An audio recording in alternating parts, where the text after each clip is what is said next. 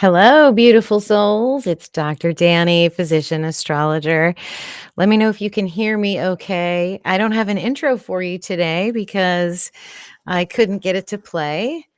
And right before I came on, I had to restart my computer because my application would not recognize my camera. But you know what? We're rolling with it. We're going to roll with it. It is all good. I see myself. Okay, perfect. Say hello in the chat if you're there. I'm going to put my beautiful caption in here. All right, today, guys, we are going to talk about the Venus forecast. That's the main event. The other thing we're going to talk about is 3I-ATLAS a little bit. Then we are going to talk about the hidden law of resonance. And we have a very special guest today, a good friend of mine, a student of mine, one of your moderators is here to share some tarot with us. So when I did the Black Mirror full moon video, she said, I have Black Mirror tarot cards. And I said, you know what? Let's just do it. Let's get online together and see about interpreting this together. I'm so excited and happy to be back here with you guys. Let's bring in Lady Spellbreaker. Hello. How are Hello. you? We made it. We did make it. For those How of are you that you? don't know you, this is at Lady Spellbreaker 1313. Heather is her name. Why don't you tell people about your experience with 13 sign astrology while I get my ducks in a row back here on the All backstage? right. I am a 13 sign astrologer and oracle. I didn't plan on working with angels or numbers whatsoever. And my daughter has actually been guiding me since her ascension date, 9/9 of 2020, deep into the astrology through moons falling on her birthday and various significant dates. Um, 13 sign astrology. I resisted at first because I have a Taurus tattoo on the top of my foot and I did not want to be an Aries at all. So, luckily, I found out later my progressed Taurus is still in, or my progressed sun is still in Taurus. So, it still can resonate with me later. But I resisted that probably 10 years ago, and I kind of like finally accepted it in 2019 and then dove really deep into it. And that's how I spiraled into all of this and meeting you. And I was doing all the charts on Astro app. I was Astro app Pro for a while, but then I ended up coming over to Prometheus now through Stellar Foundations. And All because I right. needed help with the aspects. I needed help with putting it all out. Like I was learning the houses and the signs and all the planets and everything. And then I just needed help and you put it all together for me. So Yeah, the aspects changes the entire story. It says Heather sounds a little distant. Let me bring you into the foreground a little bit. All right, let's see if that works. That way we are both the same. Yeah, you never know until you're live. All right, let me know how that is. Keep talking, my love. Keep talking. okay. Well, I dove in because I really, and it's a real kicker now because I made your last round that got Prometheus program. Um, and so I feel like I just really looked out because that sealed the deal for me to have that program too. And so I was like, I think I'm just going to jump in and expand. So here I am. And as much as I still want to practice, you have set up, I just want to tell you for a second, you set up like the Oh, perfect program for and laid it all out very nicely for anyone who dives deep and really studies and gives time to it. Can excel far and learn so much about their chart and reading others' charts too. So thank you. oh, thank you for saying that. And I appreciate the affirmation for sure. You know, when I was learning, all of the esoteric stuff was there. That was easy to access. It was well, how do I actually read? How do I find my voice? How do I speak what I feel without, having the confidence to do that? And I think that once you learn those aspects, once you learn how to read the transits, plus you combine everything together, and then you have a group of people that you trust that you can start speaking with, that just changes everything, I think. Yeah, absolutely. Very And so cool. I'm excited about the new round because I Mhm. actually had a lot of distractions and unbelievable things happening last round. So I can really focus and expand. I think it's a gift. I've told you this before, that's going to keep on giving because we learn more every time. We might have been distracted or didn't hear a part in the first round, you know, that something will stick. That's why the repetitive is also very important for me. When we're learning, that's how we really get it into us. Yep. And remember. Yeah, and every time I take you guys through it, I also expand and grow on my level. So yeah, what we're talking about, guys, is Stellar Foundation. So if you didn't know that, it's the big program, and this might sound a little bit like an infomercial because we are starting again on Monday. So everyone's really, really excited. If you haven't jumped in, Lori will throw some links. I've extended the early bird pricing through Monday. I don't know about any of you guys, but I have had literally like a tornado type Carrington event through my technical life in terms of being an astrologer. My computer went down and I can't access my Prometheus software, and I haven't been able to because the new computer has a hardware address that needs to confirm with the Prometheus server that I'm a user, and it can't do that because it's down. So I think by attrition over the next several months, when people's computers start passing away and you need new ones, those that are Prometheus users will have the same issue. But what we're using now, at least for Stellar Foundations, is we're going to I'm going to show you both options. There's two options you can use out there, and you can decide what you want to do. I have personally chosen to do Athens' new web-based software. I think it's truesky.masteringthezodiac.com. It's $15 a month. It's really good for learning. Astro app is also good. It's just a little bit clunky, for some of the smoother things that you want to do. If you want to spend time learning astrology, I like what Athens done. He's made it very, very easy. So yeah, cool. Were you able to stream to your channel too? Because I'm seeing Yes. cleared. Okay, awesome. Yes, so Awesome. Good. Lori and Desiree are bumping back and forth because they're both moderators for my channel too. Very cool. Very So cool. it's awesome. Well, this is so good. I'm so excited and so grateful to be here. I haven't been live in a couple of weeks because I took the hint with my computer to sort of retreat a little bit, and I've been doing a lot of writing. I'm almost finished with the first draft of the Venus frequency, so that will be, stay tuned for that in a couple of months. Probably, hopefully, by the first of the year, we'll have that book ready to go. It's going to be twice as big as the Ophiuchus book. So I've been doing that. Then I've been studying this comet. I've been so going down, just spending time with people that are studying the 3I-ATLAS comet and getting their input and understanding about it so that I can share that with you guys. Yeah, very cool. All right. Well, we have 24 in the chat. So what do you say we get into it? I don't know. Usually when I would do these with Desiree, because she would also come on and do some tarot reading with me, we just kind of feel into the astrology, and whenever we wanted to ask the cards a question, we went ahead and we just did that. So no pressure. Like if you feel it and you're like, oh, I need to pull a card on that, you can do that. I'm totally fine with that. Okay, cool. Let me And know. I told you I have a surprise too. I have a Sekhmet card Oh, nice. for So we'll both do the that. Divine Yeah. Feminine deck and the Dark Goddess deck. She's in both decks. Whoa. Sekhmet. So Awesome.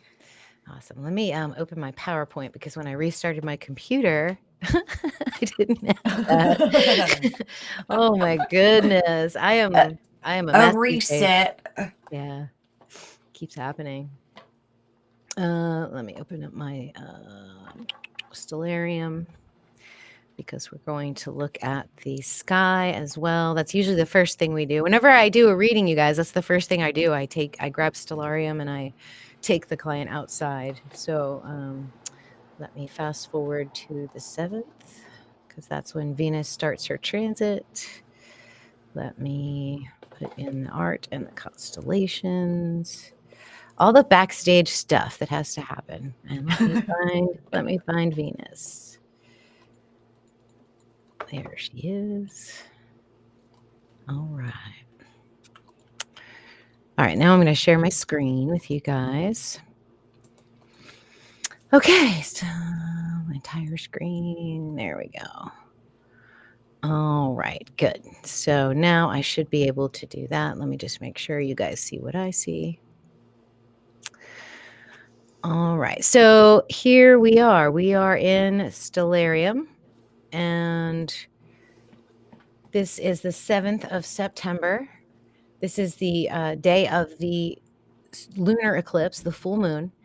And this is when Venus officially enters the space of Leo. It looks like she's a little bit closer to Cancer here, but as we move the days through, we'll zoom in a little bit. You can just watch her. So we'll start here and we'll move this way. And by the time we get to this right here was the solar eclipse. And we'll talk about that too. So we'll be covering this time frame, Venus moving from here to here. And we will distinguish the difference between Venus in Cancer and Venus in Leo. And then we will also talk about the comet. Currently, as of today, I can't get this stellarium to show me where it is because I don't have a paid version of it. But as of, what's today, the 2nd? It's right here in Libra. And on the 21st, it will be predicting to be moving into Virgo. And then it will spend most of October, or the rest of October and most of November in Virgo. And then around December 3rd, when the sun is over here, as the sun and Mars get together, the comet will meet with them. It will pass the sun. And then in the morning, we should be able to see the comet after December 3rd. So it'll swing behind the sun and move this way. So that's what we're looking at. And the reason we're looking at it is not because it's some space alien technology or anything crazy like that. I have no idea what it is, to be honest with you. It seems like a very unusual hunk of space junk. It's literally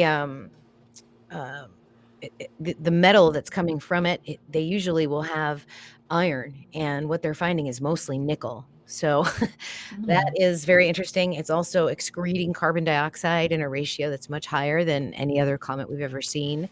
It's taking a long time to get a tail, and they're estimating its size to be extremely huge. And the fact that it's also parallel with our ecliptic is also very interesting. Usually comets will take a path like this, where they'll dip down and come around the sun like this, whereas this comet is coming like this along our ecliptic. And Heather, what's so interesting to me, and I hope that you understand this, is that this comet started over here in the galactic center, and it's moving this way in a clockwise fashion. It's Right? going the way Dr. Dani goes. Right? It's doing the cosmic healer's journey. It's starting in the place of Scorpio, the first death, the descent, where the angels come down, and then now it's in the hall of Libra, and it's sort of weighing the karma. And so I thought it'd be very interesting to watch it in that way, to watch it as if it was a cosmic healer, a soul coming down to be embodied with us. Because once it gets into Virgo, this is the part of my cosmology where this is the gestation. You know, where you're being turned into a human by way of your mother's pregnancy. So Virgo embodies that energy, and it will spend some time through here, moving through the energy of Virgo.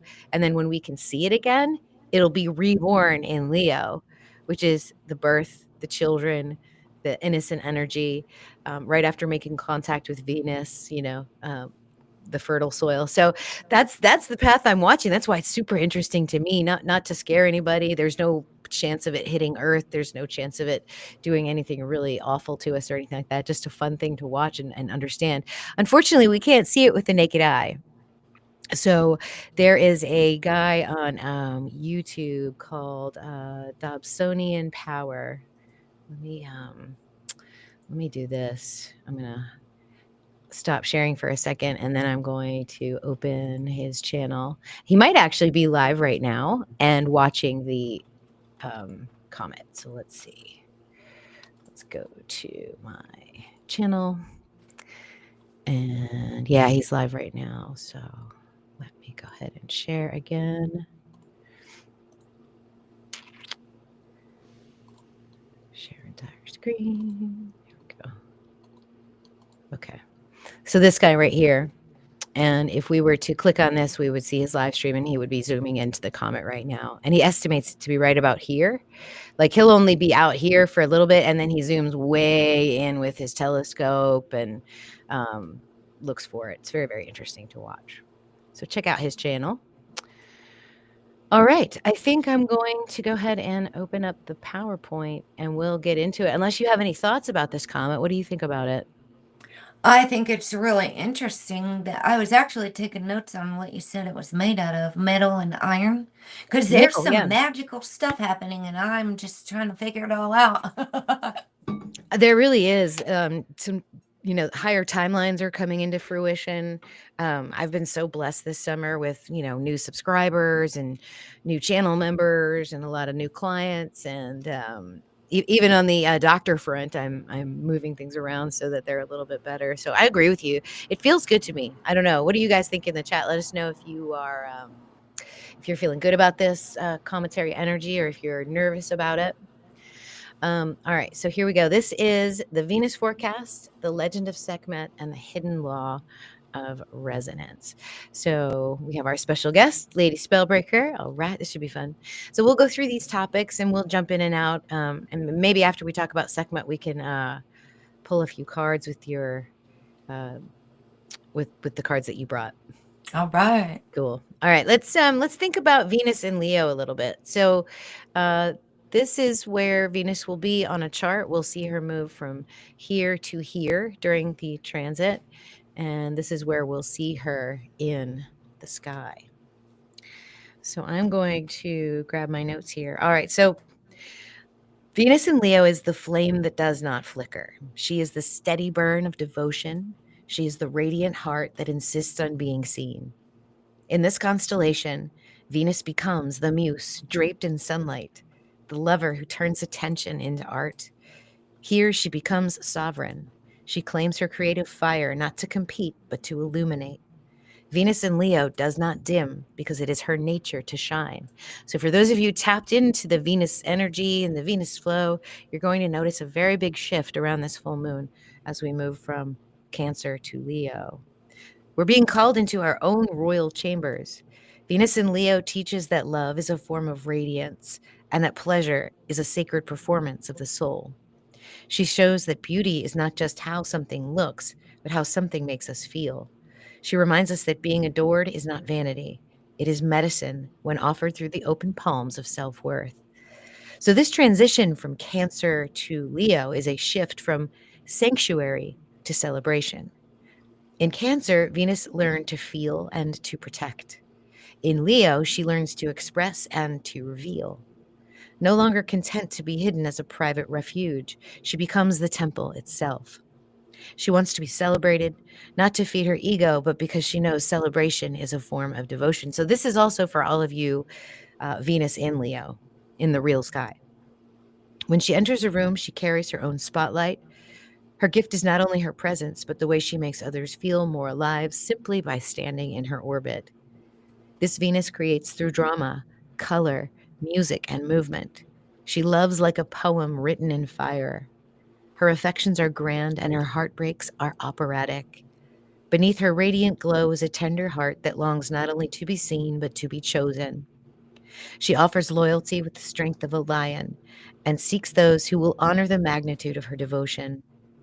When blocked, Venus in Leo may demand validation as a substitute for connection. She may confuse attention with intimacy or fall into performance instead of revealing her heart. But when aligned, her love becomes a blessing. She inspires, she uplifts, she reminds us that each of us is worthy of applause. When Venus is direct in Leo, her love blazes outward. She expresses through radiance, through creativity and joy. Venus direct in Leo celebrates life with color, drama, and devotion. She wants to be seen not out of vanity, but as an act of sharing her light. Her beauty shines in the way she uplifts others, and her pleasure comes from expression, performance, and the sacred art of being witnessed. Now, in your charts, you may have a direct Venus or a retrograde Venus. Venus will do a retrograde in Leo every 8 years. The last time she did that was in 2023. So in 2031, she'll be retrograde again in Leo, but some of you may be born with this. When Venus is retrograde in Leo, the spotlight turns inward, the applause fades, and the heart asks the harder questions. Who am I without the validation? Where does my joy come from when no one else is watching? Retrograde Venus in Leo strips away performance and demands authenticity. So old relationships may surface, old patterns of seeking attention may be revealed, and the heart is asked to choose intimacy over image. This is a cycle of reclaiming sovereignty, where worth is remembered as innate and not granted. So while direct Venus in Leo radiates outward, retrograde Venus in Leo ignites the inner flame. And together they teach that true devotion begins not on the stage, but in the heart that dares to shine. And you can even have two different kinds of Leo Venus, either retrograde or direct. You can have a Venus morning star and a Venus evening star. So we have a morning star right now.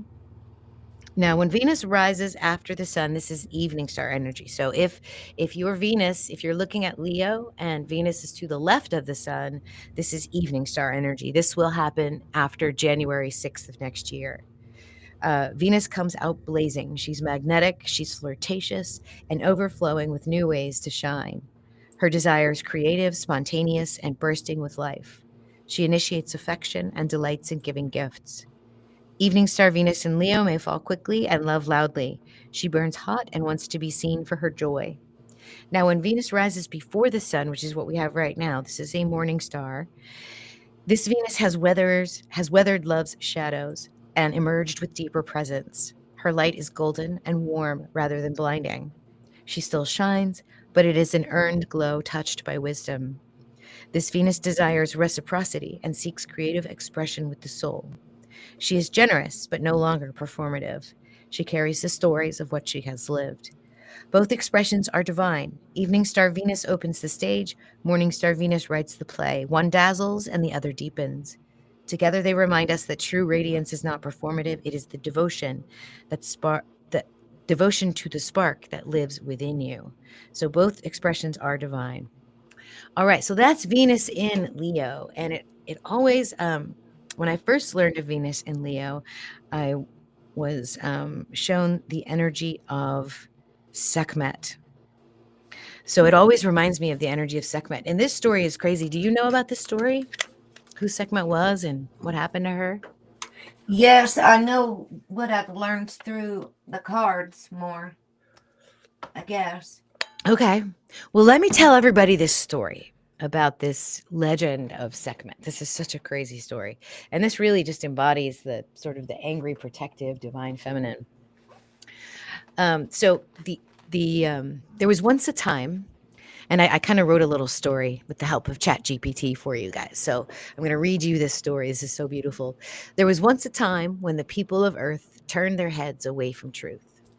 They no longer honored the sacred order. They no longer remembered their connections to Source.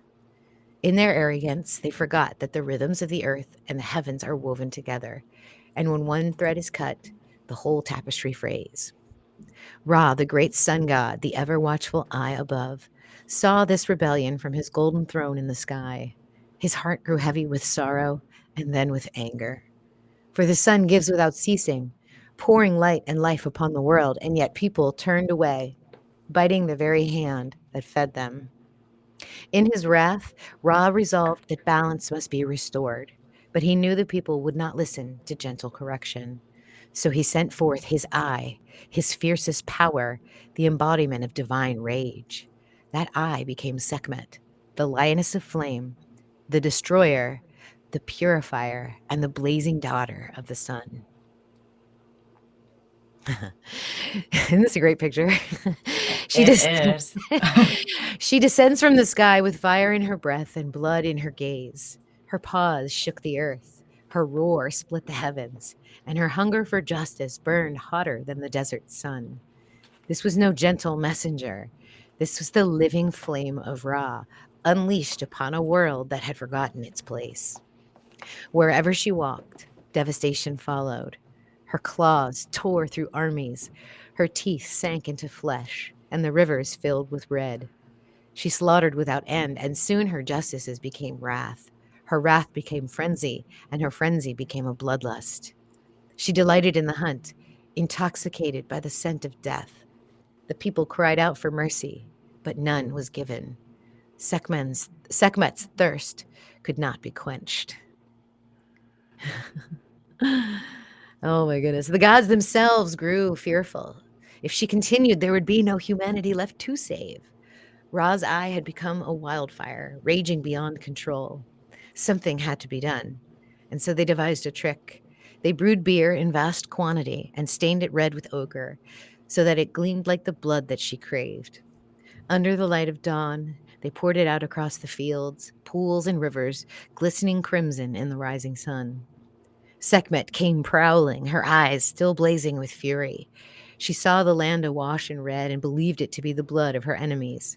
She bent low and lapped deeply, and she drank. And she drank until the beer flooded her veins, until the fire in her eyes softened, until the hunger was stifled.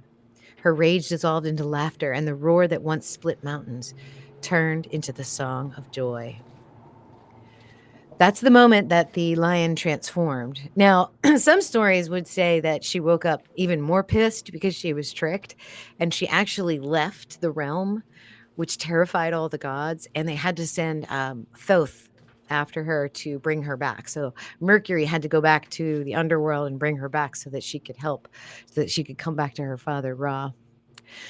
So the Eye of Ra became Hathor, the goddess of love and dance and music. The destroyer became the nurturer. The punisher became the healer. And the fire that once scorched the land now warmed the heart. Sekhmet was never gone. She remained within, a reminder that love and rage are not separate, but two faces of the same flame. She was the plague bringer and healer, both feared and adored. Her priests tended the sick, purified the temples, and practiced the art of medicine. For they knew that the same fire which burns also cleanses, the same lioness who slays also protects the innocent. This is the lesson of Sekhmet, a power that can destroy or create, a fire that can scorch or purify, a love that can roar as fiercely as it can embrace. Sekhmet reminds us that devotion is not always soft. Sometimes it must blaze, sometimes it must terrify, and sometimes when the work is done, it transforms into joy. So this is Venus and Leo's story too.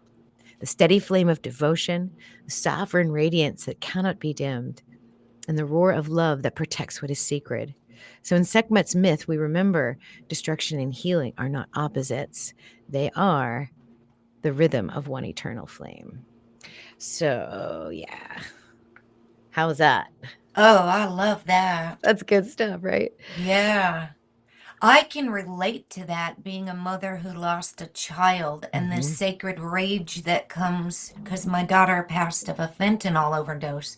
So when you can see, like, there's a problem in America with drugs and overdose, that's Mhm. why it's become like my life mission now to speak up about that and share my story and make changes. So I can totally get that sacred rage and transmuting it. Yeah, so it's not just that flattering, performative, flirty kind of energy that we might associate with love and harmony and relationships. There can be a sacred rage here, and it's purifying. It can actually open you up and create a whole bunch of new space inside of you. But that sacred rage of a mother losing their child is one that is definitely pure. It's amazing. Yeah. So This is miraculous. This comet is going right over your Mars, Leo, right? And it's mhm. going to come right across our stellium right about this time of this eclipse. Well, I have it in our timeline a little bit better, but the on the eclipse on 9/21, she's going to enter Virgo. And then shortly after that, we'll conjunct Mars. And by the end of October, the comet will be behind the sun. So it'll be in a superior conjunction. They'll be conjunct one another. Okay. Yeah. Awesome. This is something to look forward to. 100%. All right. So let's see your beautiful tarot deck and see what energy This you pull today. is the dark mirror deck here. Love it. And so I have Sekhmet cards. I have the Dark Goddess. So we could read those if you want to. That's up to everyone. This one is not the Dark Goddess. This is the Divine Feminine deck by Megan Watterson. That's the Sekhmet card for that. And then we've got Dark Goddess here.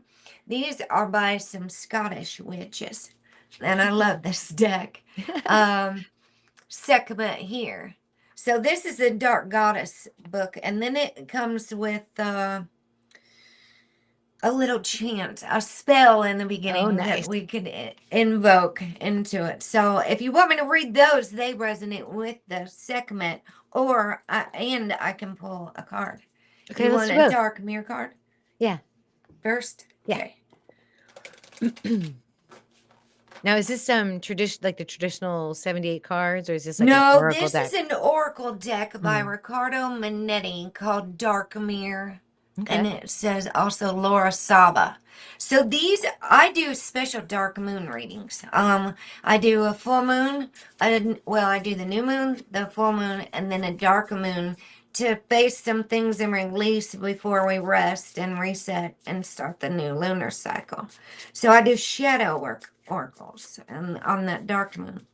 So let's see, Spirit, what is a dark moon message for the collective right now? Maybe something that we all need to work on. Ooh, an artificial heart. Now, Whoa. these could be the scarier looking cards. If you see this girl, she's actually got like a hook charm coming up over her. These are dark mirror cards, as I said. These aren't always the messages that we want to hear or the things even about ourselves that we want to admit, like our our darker parts. So let's see what number this is. 12. The artificial heart. Boy, there's going to be some transforming going on with this energy anyway, with the Sekhmet energy. That was all about transforming that Right? range. All right, so artificial heart says it goes with the new moon phase. The stage is bargain. If I don't feel the warmth of the sun, will I blame the sun or myself? Is the question we ask. The visual seed says a female figure, an android or a robot, with cyber lines traveling over the skin like gentle spiders. A black choker of feminine servitude and jade eyes of futuristic indifference. The sentence says building oneself to specifications, steeling oneself to adversity, dreaming of electric sheeps. Ooh, that sounds very Electric Iranian. sheeps. Yeah. Okay. Going dark. Once upon a time, it was a time of flying monkeys. Someone journeyed to a place that wasn't Kansas in order to gain a heart. Oh, such a charming old fashioned fairy tale. A new heart ought to be Mm. on the internet now and be delivered in a couple of days with a brand new shiny instruction manual. It works too. It gets the job done. It's not a job of feelings. It's scripted, like a job of numbers. Actually, it feels like a trade off. We find refuge in the rational mind, which in turn gives us back the illusion of control. But we still feel. We still long to live through our emotions fully. We are truly like an artificial knight that wants to become a real person. Happiness is not in numbers, but it's not because numbers are bad. It is because there is nothing that alone can grant happiness and guarantee it. We trade in the natural world for artificiality, and then we blame this choice as the reason why our sky has no color. What if it's not actually connected? What if it's just an excuse? What if even an artificial heart could beat and fall in love and drown in sorrow?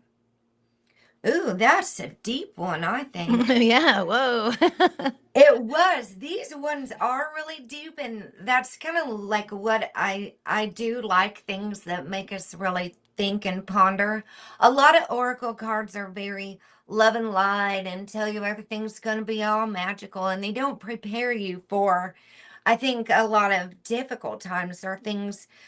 I work also with a lot of recovering addicts. I myself am a recovering addict and alcoholic, so I work with a lot of that blame mentality to where we could blame the sun for not keeping us warm. Should we blame our sun or ourselves? Do we have the Right. power to move or make a change in our life, right? I love that. I This agree one with kind of you. hits Yeah. hard with technology these days. Yeah. This, I felt Uranian in here too. Yeah, that's cool. I like that. Thank you. It's sometimes kind of too dark for some people. Well, my husband actually calls me Pollyanna. He says, "You're so Pollyanna. You're always like love and light." I'm like, I earned it. I've done that shadow work. I've thought about the things that people don't want to think about and what that means. It's just not Yeah. not a public process. You work with healers, you work with people that, can hold that space for you, when you go through it, for sure. For Mm-hmm. sure. Cool. Awesome. What else do you have in there? Um, Or in do the you wanna deck, save it you for the moon? you want another card, or you want another deck? I don't know. What I you have got, other girl? decks. I have a deep, dark, and dangerous deck. These are the dark. These are Stacy DeMarco. She's a witch in Australia. I've got the Oracle of Shadow and Light. These I really love too. I'll tell you, Lori always picks these ones when I do my members readings. Well, she picked the dark. She didn't actually pick it, but she loves the Dark Goddess deck. So we could Okay. see which one comes out of the Dark Goddess and not actually pick Sekhmet because you already Yeah, read let's about see. her. Yeah, let's see which Okay, dark goddess comes out. we'll just 'Cause see. we're about to get into Venus energy.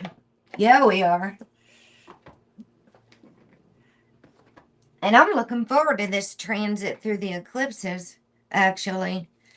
This is a big Uranus shift. I think that's the one thing happening with electronics right now is Uranus is going retrograde at the same time as this blood moon eclipse.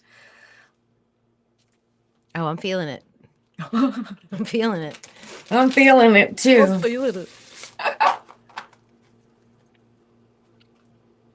That card really hit me because I have been on my electronics too much and and I have been disconnected from nature and I go outside barefooted often just to recenter To myself reset. and Yeah, yeah. me too. I have to spend at least an hour outside every day in meditation. It's just people are like, "How do you do all the things you do?" I'm like, "Well, I don't know, but that hour of meditation every day, getting into God mode, going out in nature." Yeah, I think it's important for us to be out in Mhm. nature, especially if we are on our devices, because we are energy beings and we do need to be grounded I a agree. lot. Hail, Hel, hail. It can be hell, hail. I don't know how it's pronounced. Okay. It says concealment. So something's going to come to the forefront. What's done in the dark always comes to the light. Is that what they say? That's right. So it's going to be coming. We shouldn't like this Sekhmet fire stuff is really. I've been watching these earthquakes, and then all the fires break out where the earthquakes travel. Mhm. So if you watch where the hot spots work out, you mentioned Dutch Sense before as well. I Mhm. watch him, and that's where I learned that. So keep an eye on that through Venus in fire now, Leo. Venus on fire. So hell concealment. I see a bunch of masks in the back. Do you see them holding Oh, yeah, I do. Mhm. their fingers? Shh. Like there's a secret that's going to be concealed, Okay. unconcealed, revealed. Out with the old, make room for new. It's sad, but something all must do. From out of the closet, make a stance. No need to hide. Now take a chance. Oh, it's But poetic. It's iambic pentameter. it is by the power of the dark goddess in me, protection in place, blessed be. And these are witches. These are spells. Oh, Yes. okay. Okay. Yeah. So this is a spell book. I've got several of their decks. I love them. The dark goddess guidance says it's not easy to be imprisoned within this toxic space you've created around you, is it? You've been in this place for so long, now you've forgotten how you even got to be this way. Disruption Changes and stress in your earlier years have taken their toll, and you find it hard to part with anything of yours, whether it's of value or not. A closet clutterer you have become. This almost makes me giggly sometimes when they say things just raw and real. Causing much anxiety as you try in vain to let go of anything that has become a security blanket for you. Oh, we're learning how to let go of things too, huh? Hell has come to help you understand that less is best. Hell warns you of addiction to consuming unhealthy substances and a habit of overspending. Oh, that one I do struggle with. For it will not fill the emptiness you feel inside. She reminds you to be bold, let go, and make some space for the new energies that are wishing to enter your life right now for the better. The dark goddess's foresight says, time for spring clean. Get rid of any clutter and energize your home. Open windows and let in the fresh air. Don't keep anything you don't want simply because you feel you should, just to please others. Only you know what it is you are hiding. Take steps to overcome anything that is not allowing you to feel free. Hell revealed is the archetypal hoarder. I almost said this sounds like hoarder energy. If Yeah. we're over collecting and not wanting to let go, and that's a big thing we do on the dark moons is releasing not just mental things, but things we could clean our closet. We could get rid of old clothes, then we can buy new ones. That way, we're not constantly buying new things and not recycling out the Right. other, and then we Right. become the hoarder. Hell had authority over 9 worlds, administering board and lodging to those sent to her, including those who die of sickness and old age. This black and white mistress of the underworld liked to accumulate the chattels of those who were sent to her, hoarding this wealth and telling none should anyone wish to steal from her. Oh, wow. She must have had Ophiuchus. If would you say Neptune and Ophiuchus brings in the lowly and tries to help them? Is that what it's Yes, saying? I would say. Neptune's always trying to help the lowly. Yes, This reminds me of Black absolutely. Moon Lilith a little bit. Or are all the goddesses dark in that deck? Yeah, there. It's a dark goddess deck. Okay. So interesting. Okay. Yeah, and Black Moon Lilith is actually conjunct this comet too, right now. Yeah, and that's actually where my Saturn and Lilith are in well, right now, but in Leo, that's where like when you were just doing the chart and you said Mhm. the sun is there, that's where my Saturn and Black Moon Lilith are. With Wow. this opposing the full blood moon. Yep, and my Mars is there. Oh, yeah. Yep, yep. So, all right.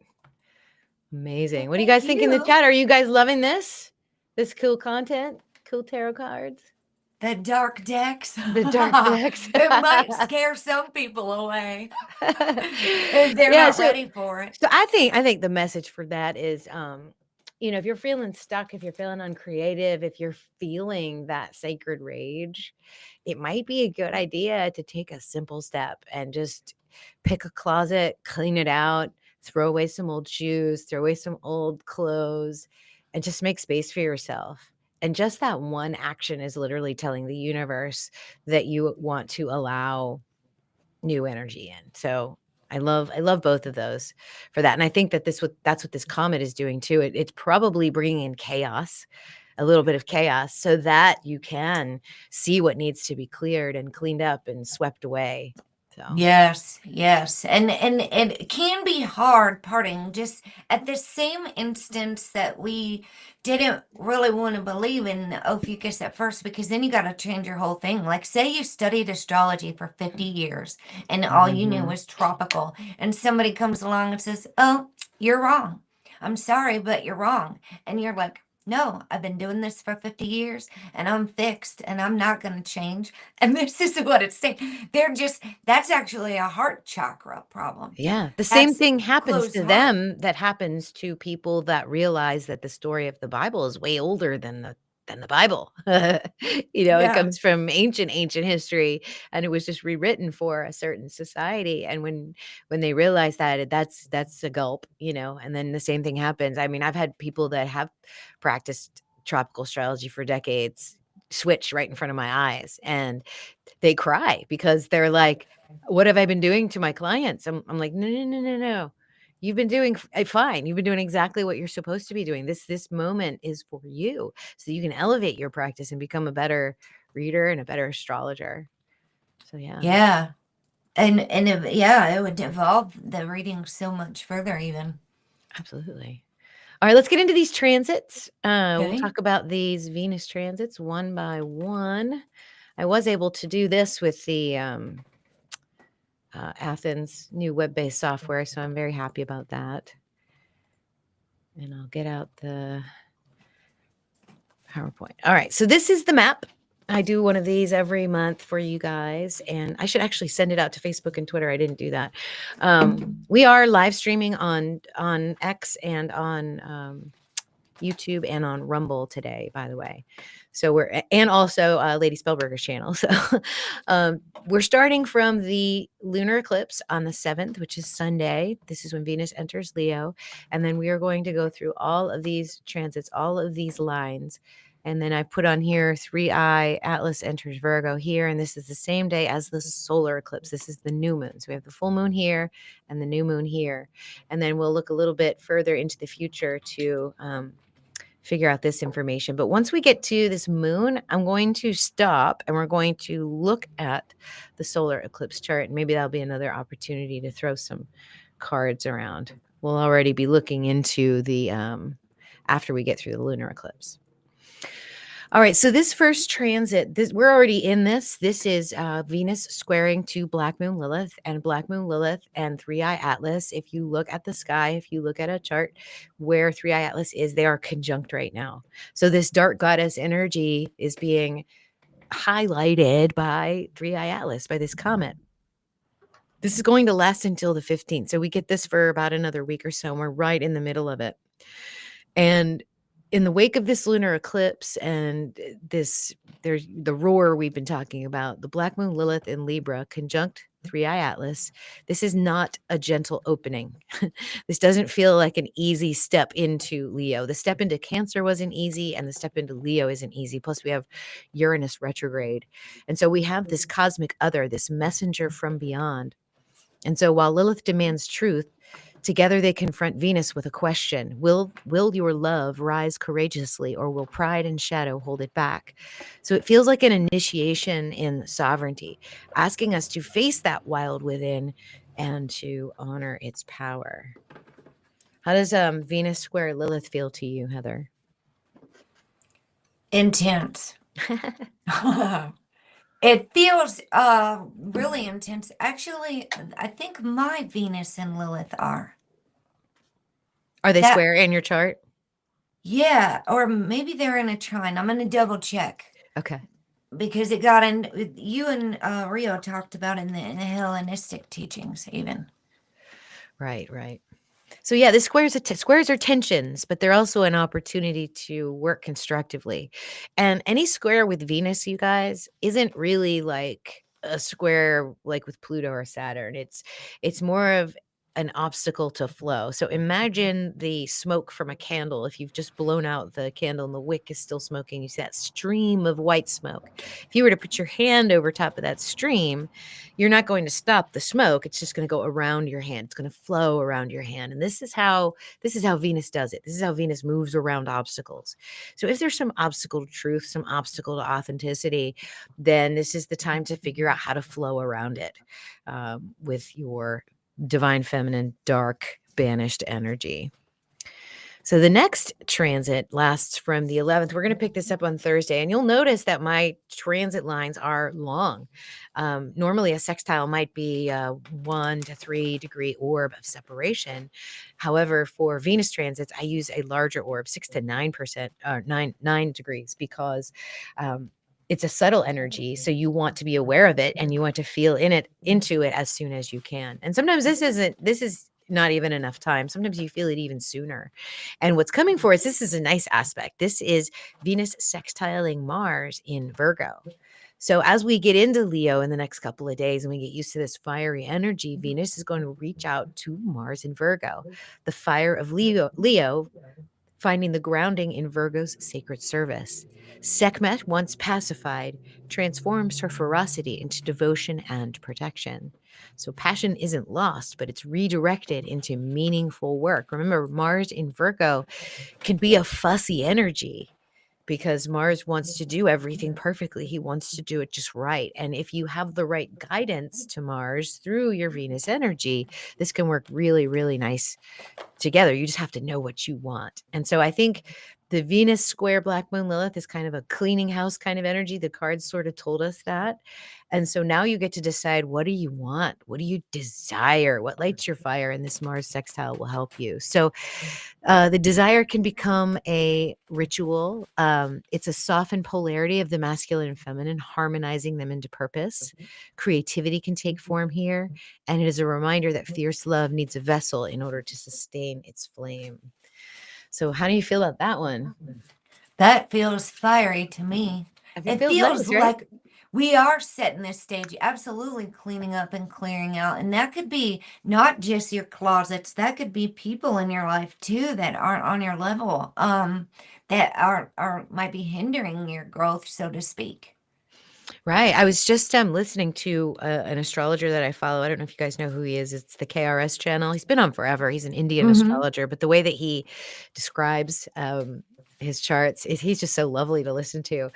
And he was drawing a comparison between buying certain things for yourself and how it activates wealth and status in your chart. So, for example, if you have a crappy watch on your wrist and it's, beat up and it's broken in certain spots, but it still tells time and you're still wearing it, by changing that watch to something just a little bit better, you're going to activate other sectors of your chart, relationship sector, wealth sector. Like you might get new opportunities just by changing those little things. And so I think this is the story that we're weaving. It's also people too, right? that would relate Yeah. that relationship energy. Yep. So when you do something like cleaning out your closet or throwing away your old shoes or getting into those dark spaces and clearing out the clutter, your vibration changes and that reverberates externally. And so you just doing that and empowering yourself may actually rub people the wrong way. Yeah, and it'll make you realize like your worth. Like if you're just settling, you see like, oh, this is fine. I'll just settle for Right, this. right. Then we're not knowing our worth. And I think that is like a Venus in Leo energy because you would be stepping into your confidence. And I Yep. couldn't help thinking of you saying Leo as the wildfire about the fires. Aries Uh-huh. is an explosion. Uh-huh. And so that's what the Sekhmet fire sounded like to me, a wildfire. Yes, it is A, a a, while. It burns hot and fast, yeah. and it's very destructive. Yeah. So, and it's very powerful. So it can be channeled. It can be channeled constructively here.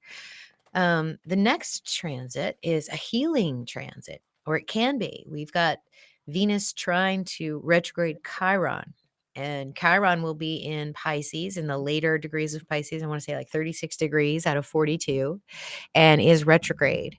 So a lot of times when Venus and Chiron get together, I often talk about like the sexual healing too. The sacred union can also heal. So here you're setting up this space where you're clearing out the clutter, then you're making relationship moves maybe, and then there's a healing that comes through the next week or so. This is from the 12th to the 20th. So this is Venus's radiance meets the wounded healer, right? Chiron in Pisces calls up the collective wounds of loss, sacrifice, and illusion. And the trine opens a flow where love and vulnerability bring mending. Sekhmet's myth reminds us that the destruction and healing are inseparable. Her roar tears down what is false so that wholeness may return. This is a moment to open the heart to forgiveness and to allow passion to dissolve into compassion. Yes. That So that sounds beautiful. yeah, that sacred rage becoming vulnerability and becoming a healing energy. So a lot of opportunity for that, and I think the goddesses spoke to us. We got to clear it out. All right, let's see. Venus is going to square with Uranus And this isn't necessarily a tough energy. It's more of like a little bit of an uncomfortable or awkward energy with Uranus. Both of these planets are strange when you look at them in the solar system. First, you've got Uranus, who's way out there, who is lying 89 degrees from the ecliptic. So he's lying sideways. So if Saturn's rings are parallel to our solar system disk, Uranus's rings are almost perpendicular to it. So kind of laying there sideways. And then Venus has almost a perfectly circular orbit, which is weird in astromechanics, and rotates or spins retrograde backwards. So her sun rises in the west and sets in the east. And then you get these two together and it could be sparks flying, it could be unexpected relationships, it could be trying something new that you never thought you could do. Uranus is also conjunct the Pleiades right now in Taurus. So there's, a lot of cosmic codes coming through. I look at it as new frequencies, new vibrations. Uranus is bringing that in, and so is this comet. And this aspect peaks at the solar eclipse, the same time 3I-ATLAS enters Virgo. And this is a destabilizing aspect because Leo, the heart craves recognition and loyalty, and Uranus insists on liberation and surprise. And this challenge is tinged with a little bit of star-born wisdom. You think of earthquakes, that's Uranus shaking the ground. Being in Taurus right now, that is what we are witnessing. And what happens is as that ground shakes and destabilizes and liquefies, the only thing that's going to stay behind is the authentic roots. And so that's what's being shook here. Sekhmet's fire is not controlled. It will erupt, especially if you don't do, the work this week. Next week, when Uranus squares you, you might feel that eruption. And it might feel good because it's going to break open stagnant structures. So I would expect sudden revelations, shocks in relationships, and unexpected cracks in the armor. It's liberation disguised as disruption. How does that feel for you, Heather? That feels very accurate too. Yes. It's yeah, with everything going on. And it hit me like I just said in the chat, only a solid foundation can stand the shake. Absolutely. Absolutely. Cool. So this brings us to the Virgo new moon, solar eclipse, 3I-ATLAS entering Virgo. So just to remind you, I knew I had this in here. This is the arc of 3I-ATLAS. So this is what we are looking at when we get to this weekend of the new moon solar eclipse. And this is the timeline. So on August 25th, it entered Libra. And for our cosmology, right, Scorpio is first. That's the first death. And then Libra is where the soul sort of looks through the book of life and decides, like, what's the karma that I want to work on here? And that's where the comet is right now. It's in that space, weighing that karma, weighing the energy of what are we going to bring in? What are we going to fertilize? What are we going to allow to grow? And as the comet enters Virgo, this is where it begins its gestation. So this will be the pregnancy. This will be a unseen time for it because it's going to get closer and closer to the sun and we won't be able to see it anymore. And just to remind you of the path, I put the comet right here. This is between, this will be on the 21st of September between Libra and Virgo. And right now it's right here. And there is, if we were to zoom into the sky, this is what it would look like. So there's your solar eclipse. There is your 3I-ATLAS. All right. And here is 921. So this is all of this. When I started thinking about what are we weighing in Libra, what are those scales trying to balance? And it came to me like a flood. It was literally, okay, this is balancing your vibration. It's balancing your harmonics. And I said, well, okay, how can I explain that? And so for me, the lesson that came through that's really quick, I'm just going to go through this and then we'll pull some tarot cards, is the hidden law of resonance. So some of you may know about the universal laws from the Kabbalion, things like mentalism. There's 7 of these laws. Sometimes you can break them out into 12 different laws, where all is mind, the universe itself is a mental creation.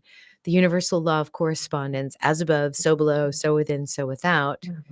Vibration, where nothing rests, everything moves, and everything vibrates. This is what we're going to focus on.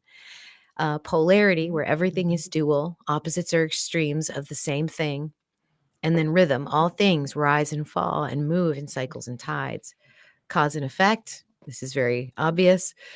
And then, of course, gender. Everything has masculine and feminine principles and the interplay that generates creation.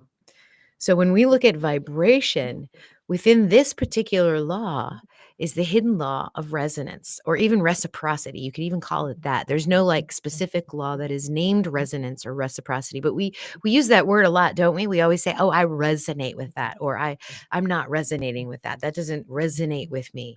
Um, and the reason we say that is because our brain has these magnetite crystals in it. The limbic system, that part of our brain, is mostly sitting in fluid, in water, which is hyper resonant with the electromagnetic waves that are around us. And so when we have thoughts, when we have feelings, our electromagnetic field, in conjunction with our heart space, vibrates energy outward. It transmits energy into the ether and causes a sine wave in all four dimensions of space and time. So you are emitting, but you're also receiving. So you receive the planet's transmissions. You receive transmissions from other people.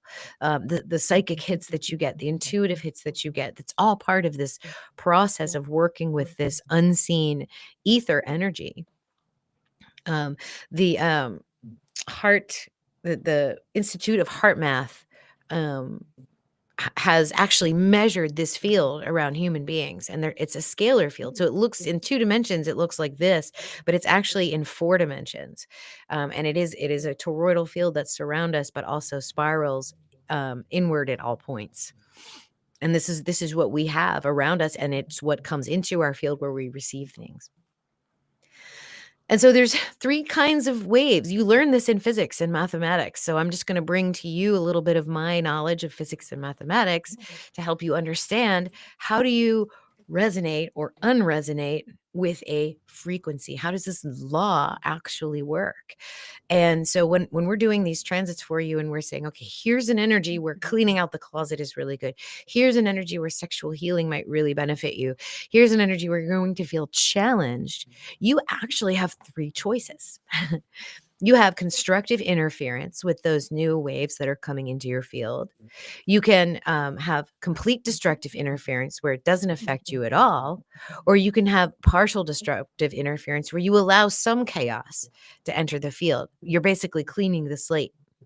So resonance is complete destructive interference. In other words, you can understand astrology and understand your own code, and you can walk through complete flow and complete alignment without the full moon bothering you, without Mercury retrograde bothering you, because your mind is clear, your heart is clear, and you create a field around you that completely inhibits any disrupting resonance.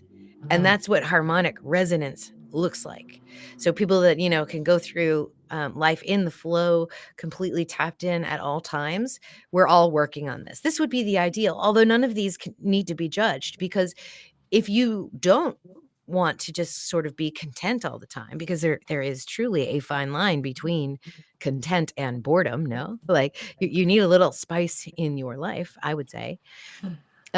You can harmonize with the constructive interference. You can amplify the energy coming in for you. So let's say a really, really good frequency is coming through, like Venus conjunct Jupiter, conjunct star Sirius. Who doesn't want all of the beautiful blessings that are coming through when those two were conjunct? So you amplify it. You tune your brain into the frequencies of Venus and of Jupiter and of star Sirius, and you allow them to. It's kind of like when soldiers march across the bridge at a perfect cadence. And when they do that, the bridge starts to vibrate and it starts to really shake up and down, and they can actually break a bridge and destroy it just by walking across that. That's what this energy is, where you can do constructive interference with what's coming to you. And then, of course, there's the partial destructive interference. And this is more of like the unconscious sort of going with it. Like, I have no idea what's going on, but I'm cool with chaos and I can be creative. There's a time and a place for this as well. So sometimes when, like, for example, when we went on our road trip back in May, I literally tuned out of everything. I mean, I just focused into stellar foundations, but I left the world behind, and I just kind of focused in and let whatever needed to come through, and whatever needed to come in, and whatever chaos developed from that, I used it to my advantage, and that chaos can be very, very useful at times.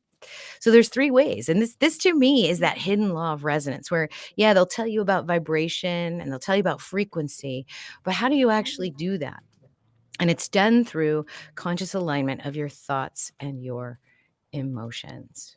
So I just wanted to go into that with you guys, and then let's maybe do a tarot card break because we've covered a lot of energy, and I want to look at some really interesting aspects coming at the end of the month, and then we'll be done with that part. All right. So what do you think about that? The law of resonance. Does that make sense? That does make a lot of sense. It absolutely does. And especially with so much energy putting in, like, I did do a post on Facebook and said, how's everybody feeling with the eclipse energy? How's everybody doing? Right. And so when you open that door to say, how's everybody doing to the world all at once, you get to see what they're feeling. Lori said she'll let me know after it's over. And another person said, not good, everyone's fighting. So I guess it really would come down to what energy are you resonating with in your life right now? What is unresolved that you haven't been facing? Because if you have been facing your stuff, you're probably going to be getting blessings pouring in instead of lessons. It depends. A lot of people haven't done their shadow work. Some people did not hop on the boat, the bus, they missed the train. They don't want to join. They want nothing to do with it. They want to drink it all away, sweep it under the rug, and pretend like it's not happening. And so the turning a blind eye is not working anymore. And so it depends where you're at in your life, I guess, if you've done your work or not. Right. Guess what just happened when I was shuffling, though? I was kind of just lightly shuffling while you were going over this energy, and the Eclipse mermaids at the bottom of the deck on the shadows of Oracle and Light. Oh, wow, the Eclipse mermaid. Yeah, so I think I want to read her. I think she's calling our name. What do you guys think? I think you should read that one for sure. Yeah, a powerful energy shift, she says. Oof. And I do love this deck. It's one of my favorites. I used this one for Lori the other day for our members. I do private readings for my level 2 members. I have different levels of members. And so the ones who are $3.99 get a free oracle every month. Cool. So the Eclipse mermaid, she's under the blood moon. I see a beautiful Eclipse mermaid floats in the wild red sea. Watching reminds me of your Sekhmet energy too, the red. Watching, feeling a very powerful energy shift taking place. She is bathing in the energy and interacting with the energy, but she's not trying to direct it or force it into a particular direction. She has already prepared and is moving with it, but there is no effort involved. She is staying quite still, very calm but vigilant and observant at this moment. Her eyes reflect the energy of the eclipse, and within her, all that has been hidden will be emerging into the open. That goes with our concealment card. Mm-hmm. What she will become depends on what she's hidden away. Eclipses are times of great shifts and awakenings, and sometimes unwanted and uninvited change. When an eclipse comes through your life, simply acknowledge that a cosmic event is taking place, and it will have a ripple effect throughout your world. Allow what needs to emerge to come out, because during this powerful time, nothing can remain suppressed, hidden, or underneath anymore. The Eclipse Mermaid speaks. This energy shift you are about to experience needs preparation. No effort, no force, but it helps to be ready. Expect amazing dreams, possible clairvoyant experiences, and please do watch addictions, gossip, the internet, the kinds of food you eat, and who you spend time with and how they influence you. Didn't we just say this? We did. That's a confirmation. These are all very significant when this being comes to visit. This is a magnificent time to start a new health regimen, particularly if you're wishing to reduce addictions that are unhealthful. This could be anything. It could be unhealthy eating. It could be unhealthy amounts of time on electronics. It could be we could become addicted to anything, shopping, sex. It's not just drugs or alcohol. Remember, there's no real avoiding life and the planets and the galaxy's energy shifts. You can work with these eclipses and maximize their amazing power, or you can do nothing and their changes could overwhelm you. The worst choice is to fight the energy and refuse to try something new. What will you choose as your own personal eclipse approaches? And this is the last part. A deeply emotional, energetic shift akin to that of a powerful full eclipse is taking place in your life. There could be revelations, scandals, and truths being told too at this time. You may feel the urge to change what you eat, how you look and dress, how you express yourself, what classes you take, who you hang out with, and what you thought you wanted to do with your life. If you are on the path, your own soul path, everything that takes place will be good and right. You just said this. Even if it's disruptive. If you have not placed your feet on the path, this time may feel more disruptive, tumultuous, and surprising. Any change at this time will bring you closer to who you truly are. It's up to each of us to choose how we move through an eclipse. Only one thing is certain: resistance is futile. So you gotta keep moving. I love this card too. Yeah. Wow. There's That a lot of hit deep energy everything here we in just this. said. Yeah. Everything, literally. Yeah. It's so spooky when It those cards come confirmed through it. like Spirit that. said, I mean, yep, it's like you were right. gives me chills.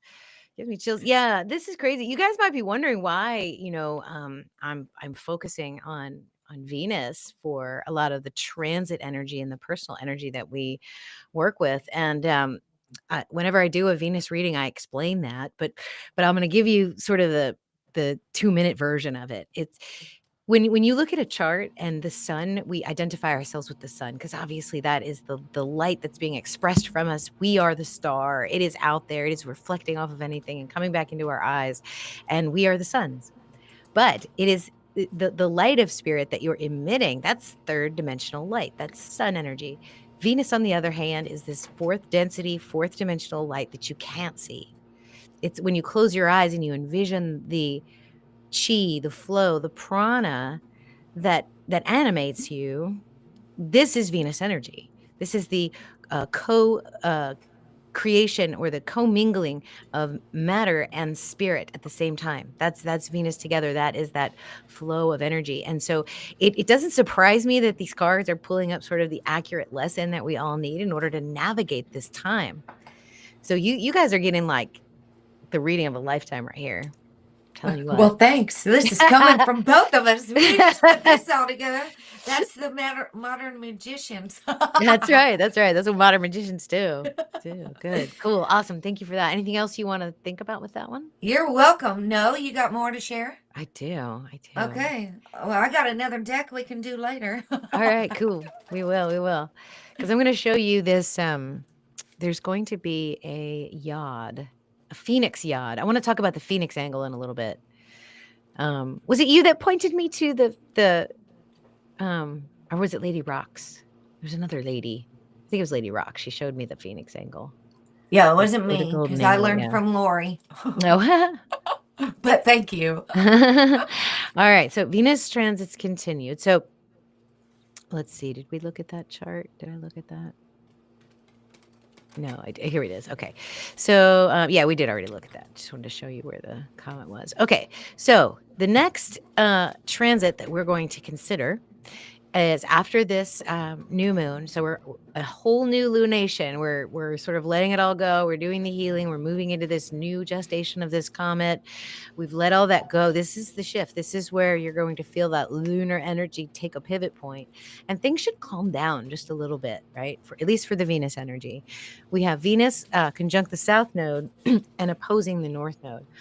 Excuse me, meaning that she is in the same place that the Sun was just a few days ago for these eclipses. Okay. So this is karmic energy. When we hit the nodes, we're talking about karma. The south node is the lessons we're learning, the comfort zone, where we come from, what we're really, really good at.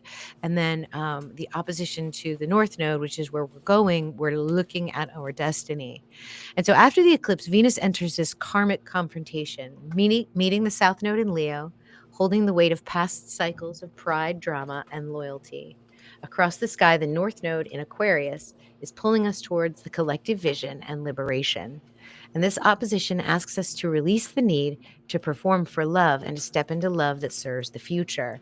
So, like Sekhmet, pacified and transformed into Hathor, we are called to transmute excess into joy and fury into devotion. So, if you're following the Sekhmet journey of Venus through Leo, you can see how this first half is sort of the rage part of it, the purifying. And then the moon, the eclipse, is going to pull us into a more pacified energy of our destiny. How does that feel, Heather? That feels beautiful. I know, right? That's gonna be some good energy. The It next is. yeah, this next one is, my new research, and, if you guys come to the, ISAA launch event on September 27th, I'm gonna do a presentation, about a 30, 45-minute presentation on the Golden Phoenix angle and where it comes from and why I'm using it, and it's a new angle. Nobody in astrology is using it, and it's based on geometry. It's based on the frequency and the numeric code behind the Venus cycles.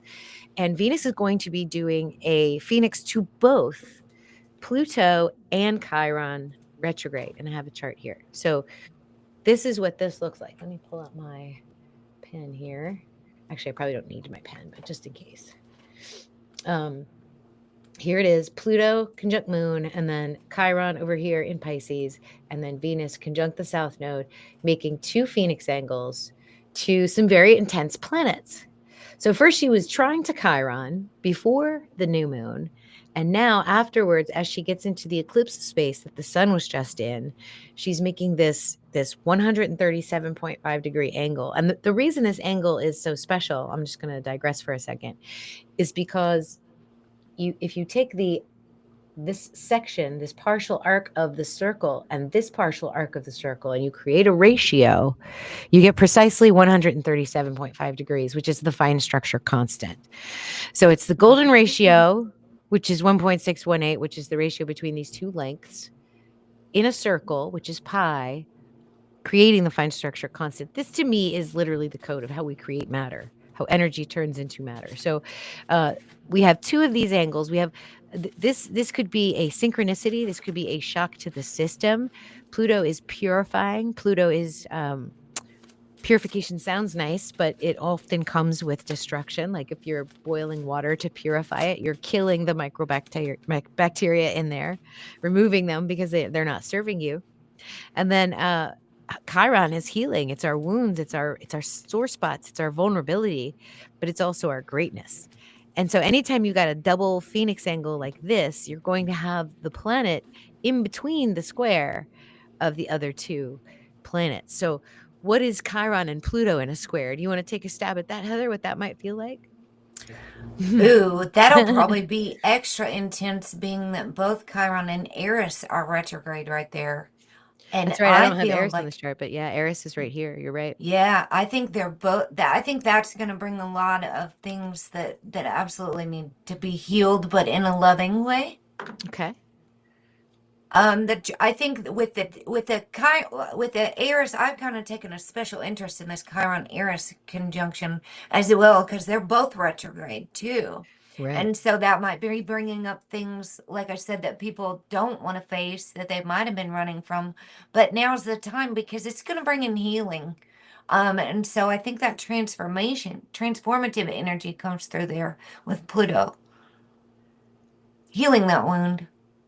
Yeah, and I think we have to surrender to it, because if we look at Pluto and the other aspects Pluto's undergoing at the moment, you've got the sextile to Neptune and you've got the trine to Uranus. So this is a long-standing configuration in the sky that, Pluto and Neptune, everyone has this in their chart. That's how old this aspect is. Like it's 30 years old because they move so slowly. Um, so this sextile is surrendering to transformation. This is surrendering to metamorphosis. If you bring in Uranus, because Uranus metamorphosizes. And then the support here is a liberating purification. So the OGs in the sky are supporting this. So it feels supported, like you said. And then I also see this trine here with North Node, Jupiter, and the Black Moon Lilith, right? They're supporting the expansion of that which has been banished. It's now time to bring that dark side of yourself forward, the part that you kept in the dark because you didn't think anybody would actually love it. It's time to bring it out. And I think, Yeah. yeah, No more shame. I think that's what it is. We would hide things because we feel shame. That I come down to that's why people lie because they're ashamed. They don't want to tell people their dark secrets. They that's don't right. want to tell people about their skeletons in the closet and No, stuff. no, but when they So, do, they're like, "Whoa, I didn't know my people." right. Well, and me, an abuse survivor. So then when you get around people who start opening up and say, "Hey, I went through that too," then you can get rid of the shame and say, "You know what? You're not alone. We're together and we can get through this." Right. I mean, so many people have been through the same kind of energy that it's stunning. The same patterns, when you see a lot of people and you talk to a lot of people either in the clinical capacity or, you do readings for people, you start to see these patterns that come up for people. It's very, very interesting. Yeah. Very, very interesting. So that's going to be a pretty powerful alignment. And again, that's right after that's a week after the eclipse. It's when Venus is aligned with the nodes. And so there's something karmic here in this disruptive aspect. I think the Phoenix angle has two it has a very Uranian quality to it to me. It feels like it wants to disrupt, but it disrupts in a way that is wholly synchronous, like wholly aligned with the code underneath of it. It's also very close to one of the square semi um, minor aspects, the sesquiquadrate.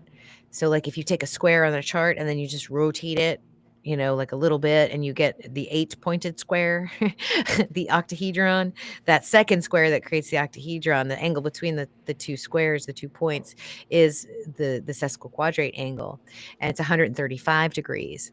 So, depending on whether this angle's approaching or leaving, there may be an opportunity to work around a small discomfort, or there may be an opportunity to preemptively change or to do a pattern break.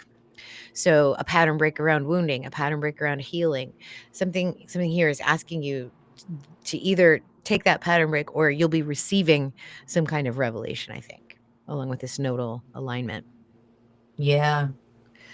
And then we end the month with a sextile to Lilith, a sextile to Jupiter during the Pisces full moon, and then a opposition to Saturn and Neptune. But as we get closer to Virgo, we will dive into those a little bit deeper. But I feel like it's too far away to kind of, because that's the next wave that's coming.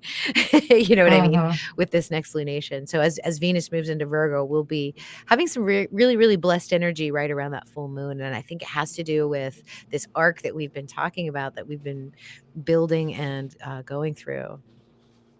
So I think Yeah. that's all I have. Yeah, that's my presentation. Good job. Thank you. Thank you.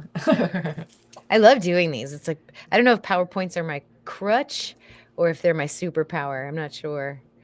I think you're doing great. I think I need to learn how because I just actually have watching you is inspiring me to set my things up that I'm trying to teach as well in the format. And now I've got a newer computer that I can do that. So I'm looking forward to that journey. So the Deep, Dark, and Dangerous deck that I'm fiddling with while we're sitting here doing this had the dragon card come out of it. And it's got a lovely snake on the back, the Deep, Dark, and Dangerous. So, and then this is like, I relate to in Vedic astrology, they kind of think of the north and south lunar nodes as the head and the tail of the Hmm. dragon. Rahu and Ketu, which I usually use the names Rahu and Ketu. But if people don't know that's the north and south lunar node, they won't know what you're talking about. So it's interesting that this is falling right at or going through, I guess, the comments going that way first toward the south node, like your way around the wheel, Right. toward the south node. And then that eclipse is also very close to the south node, right? Yep. So that's our tail end of the dragon. So we can do this card. Know what you treasure. I love that dragon image in the background. And she's got her hand raised like she's stepping onto the path, right? Boldly. Yep. Change is natural. Holding on to what is impossible long term. Here's another card that goes along with what we're talking That's about. so funny. And I love it when this happens with different decks. That means that the message is important. Yeah. Protect what is important to you. Set proper boundaries. That's important with Virgo, who always wants to serve. Um, and trouble may avoid you. Set proper boundaries, and trouble may avoid you. Be strategic. Think ahead. Be brave. You can actually triumph if you try. You'll come out with your hand raised like that, like the Breakfast Club at the end of the show. Right. Duality. Value is value or not of value. So this is where we're making our list. What's of value? The pros and Right. cons. What do we need to let go of? Oh, let's hoarding versus scarcity and the Oh, there's that again. duality. Oh my gosh. So perhaps one of the most well-known creatures of the darkness across many world cultures is the dragon. From ancient Sumeria, Japan, China, Korea, right across to Egypt and the Middle East, across Europe, through the Bible, and even Sufi poetry, all have dragon lore. While they may be described differently depending on where you're from, dragons almost always have a serpentine form, a large, tailed, scaly, and often live, hidden in places like caves, deep pools, or inside mountains. Aesthetic, I don't know if I said that right, and Middle Eastern dragons are the most Asiatic, maybe Asiatic, ASIA, like Asia, Yeah, yeah. TIC, Asiatic. And Middle Eastern dragons are the most like great serpents, sometimes with legs, sometimes without, and are often strategic and intelligent in their mythos. Chinese dragons are beautiful and considered aligned with the element of rain and bringers of good fortune. The European dragon is most often winged, can breathe fire or spit venom, and has been the target of heroes who kill them in order to win a prize, overcome something, complete a given task, or recover or steal the dragon's hoard or of treasure. It is this aspect of their mythos that is intriguing. Dragons can be seen as both gatekeepers and protectors of treasure, what is valued. At the same time, sometimes the dragon collects the shimmering gold and jewels for themselves simply because it's beautiful to them. Sometimes the treasure is being guarded for a purpose, good or bad, yet the dragon must overcome for the hero to be rewarded with some of the treasure. In the Norse sagas, there's a wonderful story of the hero who makes his money by working out various ways to sneak past sleeping dragons. In the English saga Beowulf, a slave steals a single cup of the dragon's hoard, and the dragon knows if it's being and the dragon knows of it and begins to raise the city around it. Beowulf takes 12 warriors with him to slay the dragon, but when they see it, all but one runs. Beowulf battles the dragon, but his sword shatters and he is mortally injured. Both he and the dragon are dying. He tells the one warrior who stayed that he must bury the majority of the dragon's treasure, lest the cowardly soldiers come back to claim it. He and the dragon die, both without the precious treasure. Both terrible and beautiful dragon magic is still strong today. So many films and games still mention the dragons, and the motif appears on flags for sports teams in popular culture everywhere. More likely now than ever, dragons are increasingly seen as benevolent, intelligent, and often wronged by humans. The plant companion is the orchid, and the crystal companion is the emerald, or typically Oh, gold. nice. So that's a beautiful card That is a that beautiful resonates card. with our reading. Resonates, correct. That's so interesting. I this past year I have definitely had contact with some kind of serpentine dragon type energy, especially when I was working on the Venus retrograde back in March. There was the white dragon is what came to me in my mind, when I was like, what is this energy? What is Venus through Pisces? What is retrograde? And it just felt like this beautiful white magical like dragon energy. And when I did decoding on the Venus through Pisces, I would get those the numbers would come through and sort of affirm that. And then just the other night I was falling into a dream and I saw literally that the image on that card. So that was Oh, pretty powerful. wow. Yeah, yeah, I literally saw that. Like, I closed my eyes, I Wow. was like, "Okay, there you're back, you look different." But yeah, that's amazing. Well, That's that is amazing. amazing. It must have came out right for you then. Yes, yes, yes, indeed. So cool. Have Alright, you you read guys in the the chat have any Sophia questions Code? or thoughts? You guys wanna ask us any questions before we wrap it up? Like, I Have don't you ever see read any. the Sophia Code book? It's I have transmissions not. from the dragon tribe, and it's all the divine feminines. It's by a girl named Kiara. It's the Sophia Code, and it's like all of the feminines who were, lots of them went through something. Like Isis is in there, Mary Magdalene.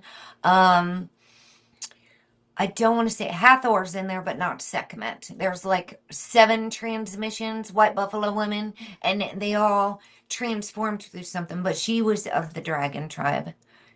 She's a trafficking survivor, the woman, and so when she would dissociate, she started writing like and the dragons came to her. It's a really good book. I thought you might be interested. That just Amazing. reminded me of that when you said you had the dragon visions. Yeah, when I first, decided to switch my jobs, this was, like, almost 2 years ago, I was laying down for meditation and, like, a white snake was on my chest, like, just a baby white snake, and I could feel its weight on me, I could feel its cool skin, and it, like, licked my face with its little tongue, and it had, like, these, red eyes and gold, patterns in the white, and over the course of, like, the last year and a half or so, it's kind of grown. I feel like it's some kind of I don't know, some kind of energy that I'm working with that's developing. Super interesting. That's super cool. Yeah. Alright, looks like I'm hoping everybody. my visions and dreams are going to come back more clearly soon. I think when we experience something very traumatic, it can do a glitch in our brain. Like Oh, the yeah. loss of my daughter, it was just a few years ago. So my brain is still healing. It's actually 5 years on 9/9. So my dreams have been like sporadic, like not Mhm. as clear. And I'm trying to get things to calm in my life so my dreams will come back. They come and go. Yeah, I wish that my dreams were more frequent and more often, but they are sadly not. I think all of Yeah. my chat is coming to your restream too. Do you see my Nightbot? I do. I see your It's on my Nightbot. channel. I think somehow because we're meshed, all of our chat is merged together That's because I was okay. confused. That's pretty cool. That's pretty It cool. is. Nightbot. I have Nightbot set up on mine to drop links of things Oh, we I don't use even all the know what time. that is. I don't even know Uh, what that is. it's a bot that you can set up and it'll drop links for you that you can turn off and have on timers and stuff. Oh, no way. Like if you Hmm. have a special episode that you're gonna do, you can have it drop like whatever. If you have a link to go somewhere, you can set up your Nightbot that way. Okay, because I was like, Nightbot's pretty nice. Keeps I set him up. I use them this messaging. morning. I made him be nice. So you can make him say nasty things too, huh? You could if you wanted to. Yeah, read bot heard. There we go. Okay, I did not know that this bot was a thing, so I need to check out this bot. Yeah, it's easy to set up. You just connect it to your channel, make a Nightbot a moderator, and then And he'll and how do you he find it? can You just search him in YouTube? yeah, well, don't not on YouTube, go to the Nightbot website. And then it'll give you a link and open your YouTube channel and say make a Nightbot a moderator. Oh, So you wow. don't have to look it up through. If anybody has a Nightbot channel on YouTube, it's probably not really Nightbot. So Yeah, people are just friending them and making them their moderator out of randomness. yeah. And there's another one called Stream Elements. I kind of had them working together because you can actually have one say something that will trigger the other one.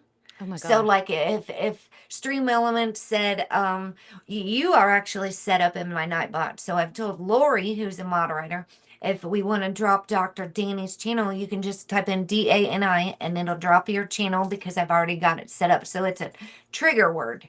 Oh, You can how put them cool is on that? timers or use trigger words. That is so cool. Yeah, so they're helpful little bots. I noticed you started putting Nightbot on the screen. Yeah, I've just put everybody up there. Well, this was Awesome. wonderful. Thank you so much for Yes, thank having you me for on here. coming. Yeah, you're getting to the next level here, so we wanted to get you in front of the spotlight and Thank work you. with some astrology and all that good stuff. And I'm so excited that you're going to participate again in the Stellar Foundations round, because I think, seeing you come through from the first time you went through to this time, it's going to be a little bit more different. You're sort of taking on as a I don't know, as a part elder in the tribe, helping other Yeah. people along, because we've had a few sign up. We've had about 6 or 7 sign up for this round. So we'll have some new faces. It should be pretty good. I'm excited.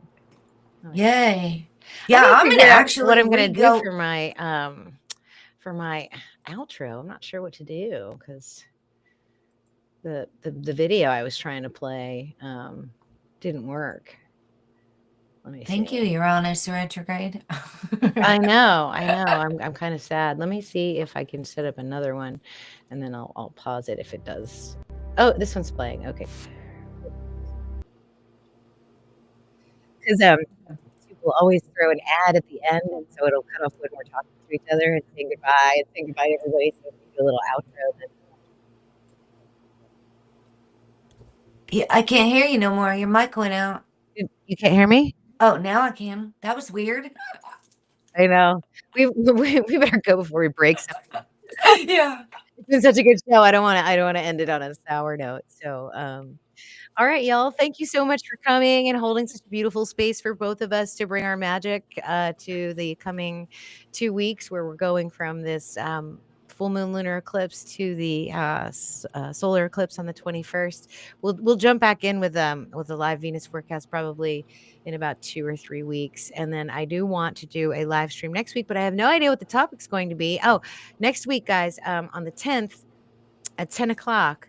I'm having the girls from the International Sidereal Astrology Association on, Abby and Nikki. They're going to talk to us about their journey through 13 sign astrology, as well as this beautiful organization that they've created. It takes a lot of work to set up stuff like that. I don't know if you guys know about setting up, nonprofit organizations and dealing with, thousands of people, but it takes a lot of work, a lot of stuff in the background, legal, computer architecture, infrastructure, all of that. And so they've done all that, and they've been doing that. And their big launch meeting is on the 27th. So I hope you guys can join us for that.